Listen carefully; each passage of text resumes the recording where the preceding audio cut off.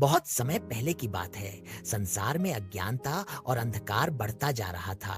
वेदों का ज्ञान धीरे धीरे लुप्त हो रहा था और असुरों का प्रभुत्व ज्ञान के दीप को बुझाने की ओर अग्रसर था।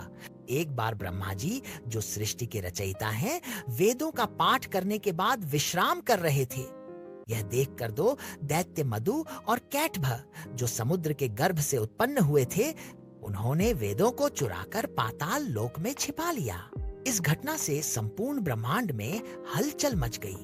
देवताओं में चिंता फैल गई कि यदि वेद नहीं रहे तो धर्म, ज्ञान, तप और सत्य का अस्तित्व समाप्त हो जाएगा। देवताओं ने भगवान विष्णु से प्रार्थना की।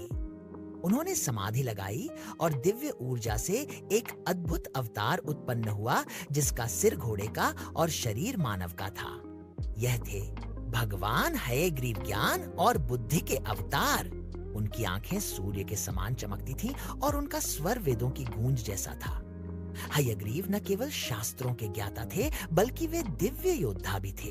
भगवान हयग्रीव ने पाताल लोक की ओर प्रस्थान किया। वहां उन्होंने देखा कि मधु और कैटभ वेदों के मंत्रों को तोड़ मरोड़ कर अज्ञानता फैला रहे थे।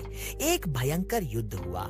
हयग्रीव ने घोड़े की चिंगार के साथ उन्हें चेतावनी दी, ज्ञान के दीप को बुझाने वालों को मैं स्वयं बुझा दूंगा। लंबे युद्ध के बाद हयग्रीव ने उन्हें पराजित कर दिया और वेदों को पुनः ब्रह्मा जी को लौटा दिया। भगवान हयग्रीव ने वेदों को ब्रह्मा जी को सौंपा और संपूर्ण ब्रह्मांड में ज्ञान की पुनः स्थापना की। संसार में पुनः शांति, धर्म और सत्य की धारणा लौटी। ब्रह्मा जी ने उन्हें आशीर्वाद दिया, हे हयग्रीव, जब भी संसार में ज्ञान पर संकट आएगा, तुम्हारा स्मरण करने मात्र से ही समाधान मिलेगा।